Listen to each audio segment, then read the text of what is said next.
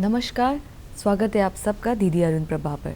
हर साल 10 सितंबर को हम वर्ल्ड सुसाइड प्रिवेंशन डे मनाते हैं। यह एक विश्व विशेष दिवस है जिसका उद्देश्य आत्महत्या को रोकने और उसके प्रति जागरूकता फैलाने के लिए है। इसी पे विस्तार से जानने के लिए हमारे साथ स्टूडियो में जुड़े हुए हैं Nabam Yeni, clinical psychologist, state mental hospital Midpu. हम स्वागत करते हैं आपका हमारे स्टूडियो पे। मैम, आपके बारे में कुछ बताइए, आप क्या करते हैं, पेशेंट से क्या हैंडल करते हैं, थोड़े से आपके बारे में बता दीजिए। ओके, मैं सुनी, very nice to meet you. और जैसा आपने बताया, मेरा नाम नाबम येनी है। मैं क्लिनिकल साइकोलॉजिस्ट हूँ। I work as a clinical psychologist at state mental hospital Midpu.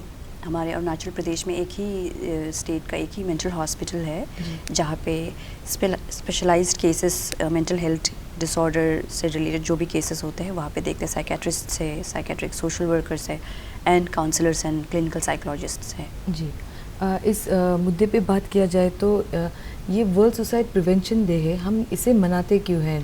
बस अवेयरनेस के लिए ही या फिर और कुछ उद्देश्य भी है इसके?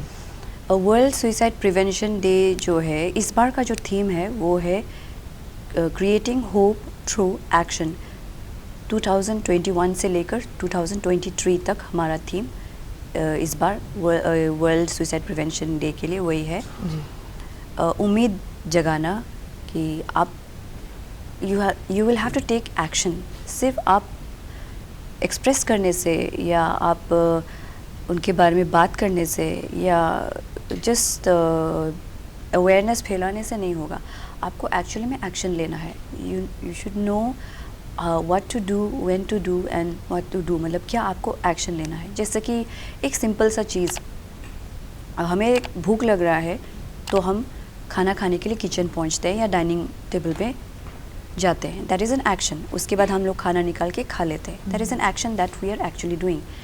इन अ सिमिलर मैनर, सिंपल तरीके से आप कोई अगर दुखी है और आपको लगता है कि आत्महत्या करने की उसमें कोई चांसेस है, या आपको लगता है कि आत्महत्या के बारे में बहुत बात करते हैं या धमकियाँ दे रहे हैं, तो आप उनको सिर्फ देखे नहीं या सिर्फ सुने नहीं या फिर बोले सिर्फ नहीं कि जाओ ना तुम डॉक्टर के पास जाओ ना तुम टेलीफोनिक या ऑनलाइन सेशन, काउंसलिंग सेशन ले लो। आप सिर्फ बोलेंगे नहीं, आप उनको उनसे बात भी करेंगे और उनको एक्चुअली में हॉस्पिटल तक लेके जाइए, या असल में ही आप उसको वहाँ पे लेके जाइए जहाँ पे आप जिस चीज़ के बारे में आप बात कर रहे हैं। So actually doing it, actually acting on it. जी, काफ़ी लोगों को पता नहीं होता है कि सुसाइड करते क्यों हैं, क्योंकि हम बात भी नहीं करते हैं। जो पर्सन जो गुज़र रहा है उससे हम पता भी नहीं चलता है। आप काफ़ी सारे पेशेंट से हैंडल किए होंगे। हम जानना चाहते हैं कि लोग सुसाइड क्यों करते हैं, कैसा होता है, उनका प्रोग्रेशन कैसा होता है? जो सुसाइड जो है एक हमारे लिए और सबके लिए एक बहुत ही सेंसिटिव टॉपिक वर्ड हो जाता है। जी। सुनने से काफ़ी लोग या तो घबरा जाते हैं या बहुत ज़्यादा रिएक्टिव होते हैं या एकदम से अवॉइड करने लगते हैं। पर सुसाइड और आत्महत्या एक ऐसा सिम्टम जैसा है। आप जब डिप्रेशन में बहुत ज़्यादा होते हैं या आपका अननोन साइकोलॉजिकल या मेंटल हेल्थ प्रॉब्लम्स हो रहे हैं, तो उसके साथ साथ सुसाइड करने की टेंडेंसीज़ उसमें बढ़ जाती है। सो वो आपका सिम्टम जैसे, इंडिकेशन जैसे निकल के आ सकता है। तो as part of your illness वो हो सकता है as symptom, but also sometimes you will speak about it, probably because you have had recent some kind of traumatic experience या इंसिडेंट्स जिसके बारे में आप बात करना नहीं चाहते। तो इसलिए you are outwardly threatening others और ब्लेमिंग योर सेल्फ दैट मैं आत्महत्या कर लूँगी या मेरे से आगे ये नहीं होगा तो मैं जी के क्या करूँ। तो इस तरह के होपलेस कमेंट्स एंड वाक्य जो है, सेंटेंसेस, वो अपने लिए बना लेता है और उसी को ही सोच के फिर वो बोलने लगता है। This is the process how it maximises, मतलब ये बढ़ जाता है, इट इंक्रीजेस। उसके बाद में जब बहुत ज़्यादा हो जाता है, उसका स्ट्रेस बढ़ेगा, उसका जो इंटरेस्ट ख़त्म होना, किसी भी चीज़ में रुचि नहीं लगना, वो ज़्यादा हो जाएगा और negative thoughts and over thinking शुरू होके और विजन्स आने लगेंगे। आत्महत्या करने के अलावा उनको कुछ नहीं दिखेगा। अटेंशनल बायस, मतलब जो वो देखना चाहते हैं सिर्फ वही देखेंगे, मतलब उनको सिर्फ वही दिखेगा, नेगेटिव दिखेगा। और जब नेगेटिव दिखेगा तो उनको डायरेक्ट आत्महत्या करना है, जिस मुझे मर जाना है, मरने से मुझे लगता है कि मेरा कुछ एक कंप्लीट होगा या I can not tolerate all this thing any more करके वही विजन्स बार बार उसके मन में आते रहेंगे। तो ये बहुत ज़्यादा बढ़ जाता है जी। तब जाके it becomes a disorder, it becomes a serious problem. जी, तो ये क्या हम इसे, ये जो सिम्टम्स आप जो कह रहे हैं, इसे क्या मेंटली इल भी कह सकते हैं या फिर मेंटली अनस्टेबल? क्योंकि आप हमें बता सकते हैं कि जो मेंटल हेल्थ है वो कितना इम्पोर्टेंट है फिर? जी, मेंटल हेल्थ तो बहुत इम्पोर्टेंट है, जो मानसिक स्वास्थ्य। और मानसिक स्वास्थ्य का मतलब ये रहता है आपका जो भावनाएं हैं उसको किस तरह से आप हैंडल करते हैं, किस तरह से आप उसे संभालते हैं और कैसे आप लोगों को व्यवहार रखते हैं, उसमें भी आपका मेंटल हेल्थ पता चलता है। Your behaviour, your emotions and how you manage your coping mechanisms, all this things matter in psychological health, mental health, right. So उसके बाद अभी हम बात कर रहे हैं सुइसाइड के बारे में, आत्महत्या के बारे में, जो आपने सवाल किया। एक होता है मेंटली इल पर्सन और एक होता है नॉर्मल पर्सन।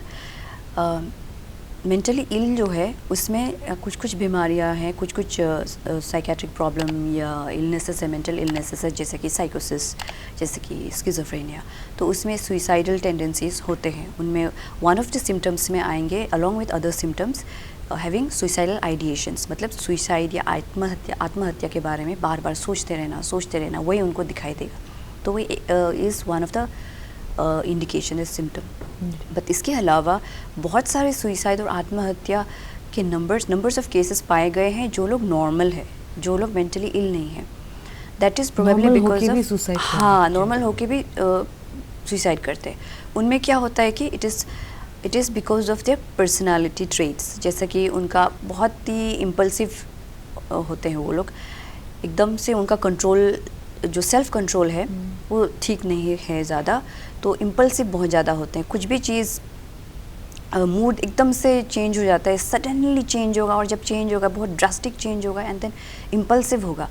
तो मुझे गुस्सा आया तो मैं ये करूँगी, तो सीधा वो करेगा, मतलब उसको वो, उसमें वो जो एक हमारे अंदर में जो हिंदी में कुछ बोलते ठहराव या that balance, that sense of understanding, कि उसको नहीं, मुझे अभी थोड़ा सा ये कुछ एक हो रहा है मुझे, so I need to take care of this now करके, ये सेंस नहीं होके वो अपने पूरे भावनाओं में पूरे बह जाके इम्पल्सिवली जो करते हैं।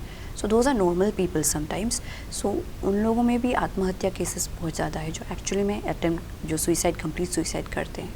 जी, आपने जैसे पहले कहा कि जो ये आत्महत्या है, इसमें जो लोग गुजर रहे हैं वो बात नहीं करते हैं, किसी को बताना कितना इम्पोर्टेंट होता है एक सोसाइटी का, इसमें क्या रोल है कि लोगों को आत्महत्या से कम करे, और फैमिली का क्या रोल होते हैं, अगर आप थोड़ा सा बता दें। हाँ, फैमिली का तो बहुत अहम रोल है। और आत्महत्या और सुइसाइड एक ऐसी चीज़ है, घर में अगर किसी को होता है ऐसा कुछ, अगर बार बार वो आत्महत्या के बारे में बात करे तो घर वाले बहुत अपसेट हो जाते हैं। तो वो स्ट्रेस घर वालों को, ये टेंशन, चिंता घर वालों को भी लग जाता है।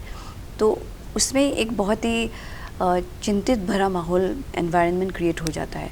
तो उससे क्या होता है कि फिर जो पेशेंट होता है या जो क्लाइंट है, the person who is thinking of killing one self, या उनको जो सुइसाइडल थॉट्स आ रहे हैं, वो ये सब सिचुएशन से फिर निकलना चाहते हैं, फिर नहीं निकल पाते। तो एक बहुत ही नेगेटिव सा इमेज वो अपने घर के लिए बना लेते हैं। तो इसलिए फैमिली सपोर्ट सिस्टम, एक ट्रस्टिंग एनवायरनमेंट बहुत ज़रूरी है क्रिएट करना। तो इसलिए फैमिली अवेयरनेस बहुत ज़रूरी है। फैमिली अवेयरनेस मतलब फैमिली में जितने भी मेंबर्स हैं वो सब अपने में पहले सेल्फ अवेयरनेस ठीक करें, उसके बाद में फैमिली को एक कंड्यूसिव, भरोसेमंद वाला, ट्रस्टिंग एनवायरनमेंट माहौल बनाए। तब बहुत ज़्यादा करने की भी ज़रूरत नहीं है। बार बार आप बोलते रहेंगे, तुम ये जाओ, तुम ये खाओ, तुम ये दुकान में जाओ, तुम दोस्तों के साथ घूमो, तुम मूवी देखने जाओ, तो ज़्यादा ऐसे बोलते रहेंगे तो उससे ज़्यादा चेंज नहीं होता।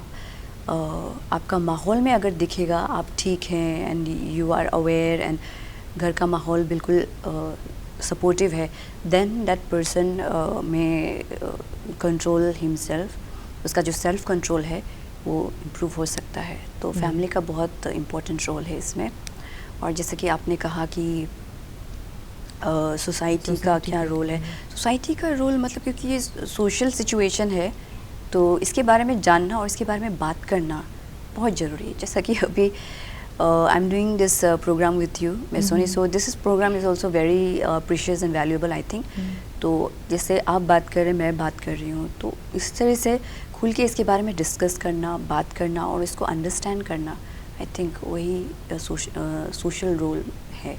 जी जो एक्चुअली मेरा भी बहुत सारे फ्रेंड्स हैं जो मेंटल ट्रॉमा, जो मेंटल हेल्थ इशू से गुजरते हैं, तो उनको कंफर्टेबल भी नहीं लगता है किसी को शेयर करने के लिए, अपने फ्रेंड्स को भी शेयर करने के लिए कंफर्टेबल नहीं होता है कभी कभी, फैमिली में भी शेयर करने के लिए फैमिली भी कभी कभी इग्नोर कर देते हैं।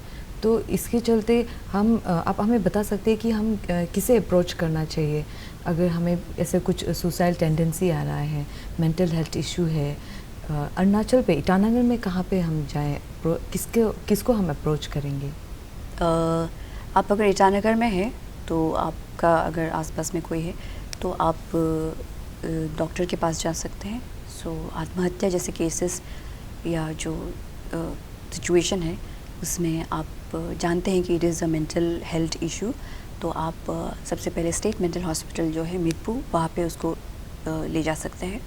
वहाँ पे आप साइकेट्रिस्ट को बात कर सकते हैं और क्लिनिकल साइकोलॉजिस्ट को बात कर सकते हैं, जो मैं भी वहीं पे हूँ।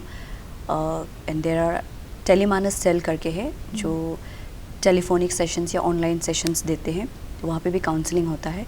तो टेलीमानस सेल में जो टोल फ्री नंबर दिया जाता है वहाँ पे भी आप इन पर्सन अगर आप नहीं भेंट कर सकते हैं तो इमरजेंसी सिचुएशन में आप उनको भी कॉल करके शेयर कर सकते हैं, वेंट आउट कर सकते हैं, बात कर सकते हैं टोल फ्री नंबर में कॉल करके। टोल फ्री नंबर भी है? हाँ, टोल फ्री नंबर मुझे अभी थोड़ा से याद नहीं आ रहा है।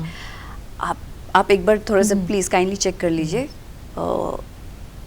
मैं खुद मेरा कॉन्टैक्ट नंबर ही दे देती हूँ। जो मेरे पास क्लाइंट्स आते हैं, क्लाइंट्स के जो फैमिली या गार्जियंस आते हैं, मैं मेरा कॉन्टैक्ट नंबर दे देती हूँ एंड ज़रूरत पड़े तो टोल फ्री के बारे में बता देती हूँ।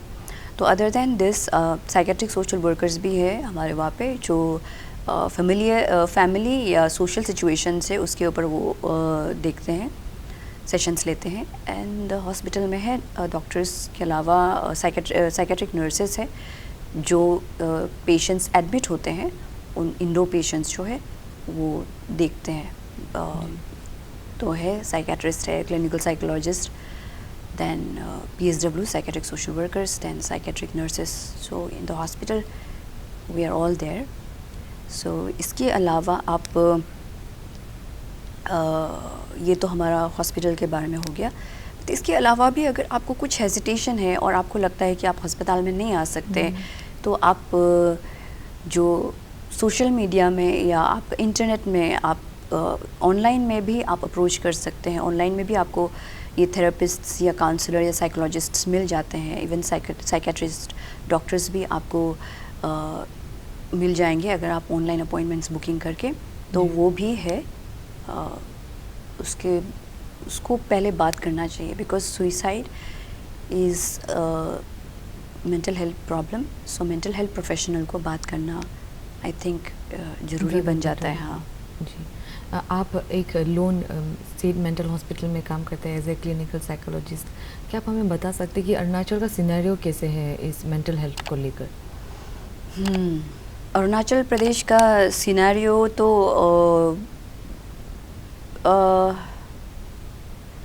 देखो मेंटल हेल्थ सिचुएशन तो है, जो मैं देखती हूँ चारों ओर मेंटल हेल्थ स्ट्रेसर्स बहुत ज़्यादा है। तो स्ट्रेस आजकल इतना बढ़ गया है, it's not just about one-to-one person problem, but there's so much of exposure, so much of good things, positive things, bad things, negative things, all this together. मतलब sometimes you get so confused. मतलब this is what I've noticed. So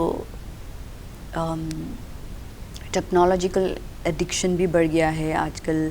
so parents they get so upset कि उनके बच्चे सिर्फ phone में busy है या online में बिज़ी रहते हैं, घर से नहीं निकल रहे हैं. तो पेरेंट्स का अपना एक टेंशन है, वो भी मेंटल हेल्थ सिचुएशन हो जाता है. फिर बच्चे जो है उनका फिर अपना एक ओपिनियन रहता है, उनका व्यू पॉइंट्स रहता है, उनका फिर अपना कुछ लाइफ गोल्स लेकर रहते हैं. But there is lot of communication problem occurring. तो उसके वजह से भी मेंटल हेल्थ इशू ये मैंने नोटिस किया है. पर हमारे हॉस्पिटल में जो केसेस आते हैं यूथ्स अपने से आते हैं वॉलंटियरली, मतलब खुद अपने से मालूम करके मेरा ऐसा ऐसा कंडीशन है, सिचुएशन है, तो मैं जाके लेट मी जस्ट कंसल्ट और टॉक टू अ थेरेपिस्ट और अ साइकोलॉजिस्ट करके वो लोग खुद आते हैं. प्राइवेट क्लिनिक्स में भी अगर किसी का है तो जाके फिर हमारे हॉस्पिटल में या मेरे से मिलने आते हैं. इसके अलावा जो है रेफर्ड केसेस होते हैं, जैसे कि बाकी जो दूसरे डॉक्टर्स हैं उनके पास जो पेशेंट्स जाते हैं, उनको लगता है कि उनको कोई मेंटल हेल्थ प्रॉब्लम है तो फिर वो हमको रेफ़र कर देते हैं. तो यही सिनारियो चल रहा है अभी तो. जी, इस टॉक शो शुरू होने से पहले हम बातचीत कर ही रहे थे. आपने बताया था कि कुछ स्ट्रेस लेने से फिर कुछ इफ़ेक्ट भी पड़ता है हमारे ह्यूमन बॉडी में. क्या ये स्ट्रेस लेना बहुत क्योंकि लोगों का कहना है कि हो जाएगा, ये तो हम लोग इंसान लोग तो होता ही है, स्ट्रेस लेने के लिए होता है, ये सब तो होते रहता है. तो क्या ये इम्पॉर्टेंट है इसको ओवरकम करना या फिर इसको ओवरलुक करना? स्ट्रेस तो ओवरलुक बिल्कुल भी नहीं करना चाहिए. पर स्ट्रेस है बोल के आपको फिर उसमें फिर आप अपसेट नहीं होना चाहिए. स्ट्रेस फिर स्ट्रेस भी हो सकता है. विदाउट स्ट्रेस जैसा कि हम यहाँ से मूव करेंगे वो भी एक तरह से हमारा स्ट्रेस एनर्जी वहाँ पे इन्वॉल्व होता है कि ये टेबल से हम लोग ये साइड में जाएंगे, उसमें मेंटल प्रोसेसेस हमारा चलता है. हम ऐसे उठेंगे, फिर यहाँ से ऐसे मूव करके हम लोग ये एंगल से ये पोजीशन में हम लोग वहाँ निकलेंगे. वो भी एक तरीके का स्ट्रेस है, राइट. आप उसको मेंटली आप अपने ब्रेन में, अपने माइंड में प्रोसेस कर रहे हैं. तो ये चीज़ में आपका stress, but this are healthy stress, normal stress, तो उसको हम लोग टैकल कर सकते हैं. बट ये सब चीज़ जब आपका ज़्यादा इंक्रीज़ हो जाता है तब it becomes a problem for us. तो उससे फिर हमारा जो है मूड ऑफ रहना या फटीग या टायर्डनेस, लेथार्जी फीलिंग या जो है नेगेटिव सोचना, सेल्फ क्रिटिसिज्म, सेल्फ ब्लेमिंग, ये सब शुरू हो जाता है. या comparing one self to others, ये सब स्टार्ट हो जाता है. तो इसे इग्नोर नहीं करना चाहिए. जब आपका नॉर्मल स्ट्रेस एक अनहेल्दी स्ट्रेस बन जाता है दैन उसको ज़रूर आप इग्नोर नहीं करना चाहिए. या तो उसको आप एंड बहुत ज़्यादा उसको फाइट नहीं करना है. मुझे लगता है बहुत ज़्यादा मतलब फ़ाइट करके कोई मतलब नहीं बनता है. उसको आप पीसफुली आराम से अपने आप को समझ के ऑब्ज़र्व करके, observation, self observation is so important. Self observation करके, मॉनिटरिंग करके फिर आप धीरे धीरे उसको अपने से, आपकी अपनी कोपिंग मैकेनिज़्म जो होते हैं, personal coping mechanism, every individual has their own coping mechanisms life challenges को हैंडल करने के लिए. माइनर लाइफ चैलेंजेस हो या कोई बड़ा या मेजर लाइफ चैलेंजेस हो, तो वो प्रॉब्लम सॉल्विंग जो आपका तरीका है और कोपिंग मैकेनिज़्म है उसको आप धीरे धीरे करके इम्प्रूव करते रहिए. तब आप जो है आपका जो जिसे हम स्ट्रेंथ कहते हैं, आपका जो ताकत वो बढ़ जाएगा, आप मेंटली स्ट्रॉन्ग हो जाएंगे. तो आप स्ट्रेस को भी अच्छी तरह से आप वो कर सकते हैं, बीट कर सकते हैं. आई थिंक आप स्ट्रेस को भी अच्छी तरह से कंट्रोल कर सकते हैं जी. तो इससे आपका बॉडी भी हेल्दी रहता है, आपका माइंड भी बहुत हेल्दी रहता है.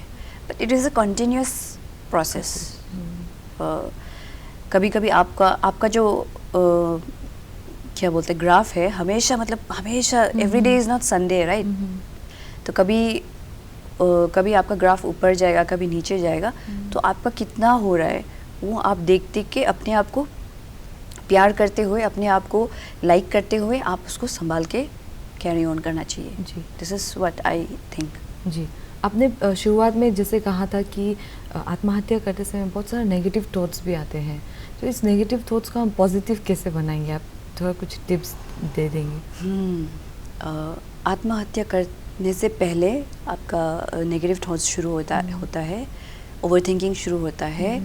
इम्पल्सिविटी हो सकता है कि बहुत ज़्यादा भावना, बहुत ज़्यादा इमोशन में होता है, उस समय ज़्यादा सूझबूझ उसमें नहीं होता है, तो सामने में कोई लीथल वेपन दिखाई दिया, कोई शार्प चीज़ दिखाई दिया, वो सीधा उठ के अपने आप को हार्म करेगा। तो इसमें क्या है कि अगर घर में किसी को पता है कि इसमें आत्महत्या करने की चांसेस है या टेंडेंसी है, तो घर का कोई भी लीथल वेपन से उसको सामने से हटा देना चाहिए फर्स्ट थिंग। और उसको पॉजिटिव में कैसे चेंज करें, जो ये एक चीज़ हो गया है। और घर का माहौल सपोर्टिव बनाना है। Someone should be there available to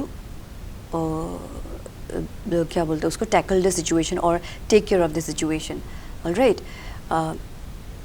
and जब पेशेंट को आप बात, जो आत्महत्या करने का आपने देखा होगा, सपोज किसी ने देख लिया, तो वो थोड़ा सा घबरा जाएगा, पर घबरा के क्या करेंगे, उसको जाके संभालना है और पूछिए क्यों ऐसा आप कर रहे हैं, क्या कारण है, आप आत्महत्या क्यों करना चाहते हैं, क्या वजह है। फिर उसको वक्त दीजिए। सीधे वो ओपन अप नहीं होगा, थोड़ा वक्त देंगे तो वो शायद आपको बता देंगे कि क्या कारण है, क्यों कर रहे हैं। तो वो जब बता रहा है आपको, so you have to genuinely understand and listen कि whatever he is saying is true. कभी कभी होता है ना, ऐसे अटेंशन सीकिंग बिहेवियर है, हमारा ध्यान खींचने के लिए, तो ये सब एटीट्यूड लेकर अगर आप जाएंगे तो सामने वाले को पता चलेगा एंड देन वो और हर्ट हो जाएगा। So this cycle has to be cleared. इससे भी पॉजिटिव चेंजेस बहुत आ जाते हैं। मतलब आपका ट्रस्टिंग तरीके से अगर आप उसको अटेंटिवली उसको बात करेंगे एंड वो जो आप केयर करेंगे उसको, तो वो ज़रूर आपको बताएगा कि वो क्यों ऐसा कर रहा था, क्या कारण है।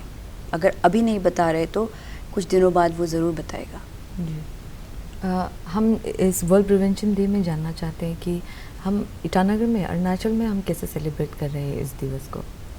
अरुणाचल में, बाकी डिस्ट्रिक्ट्स में तो मुझे नहीं पता, पर हम लोग हमारे हॉस्पिटल की तरफ से ही जूली में जो सेंट्रल जेल है वहाँ पे एक अवेयरनेस प्रोग्राम कर रहे हैं। वर्ल्ड सुसाइड प्रिवेंशन डे हम लोग वहीं पे सेलिब्रेट कर रहे हैं। सो हमारा पूरा टीम वहीं पे जा रहा है। जी, चलते चलते आप कुछ व्यूअर्स को इस दिवस के बारे में कुछ मैसेज देना चाहते हैं। मैसेज तो व्यूअर्स के लिए यही होगा कि वर्ल्ड सुसाइड प्रिवेंशन डे है, तो सुसाइड और आत्महत्या जैसे शब्द को सुन के आप घबराइए नहीं या कंफ्यूज मत हो जाइए, उसको अवॉइड मत कीजिए। इसके बारे में आप बात कीजिए, जानिए, डिस्कस कीजिए, या सेशंस भी रख सकते हैं आप खुद। और जितना आप चुप बैठेंगे तो ये प्रॉब्लम दूर नहीं हटेगा। जितना आप इसके बारे में बात करेंगे और समझने की कोशिश करेंगे, अवेयरनेस फैलेगा और आप हो सके तो I think you will take action also. Create hope through action. जी, बहुत कुछ जानने को मिला है आपसे नाबम येनी। इस वर्ल्ड प्रिवेंशन सुसाइड डे में हम लोगों को साथ देंगे, फैमिली के साथ जुड़ेंगे, उन जो इस मेंटल हेल्थ से गुजर रहे हैं उसके साथ हम बात करेंगे। इसी के चलते हम आपसे आज्ञा लेते हैं। धन्यवाद हमारे स्टूडियो में जुड़ने के लिए। Thank you so much. धन्यवाद। Thank you so much.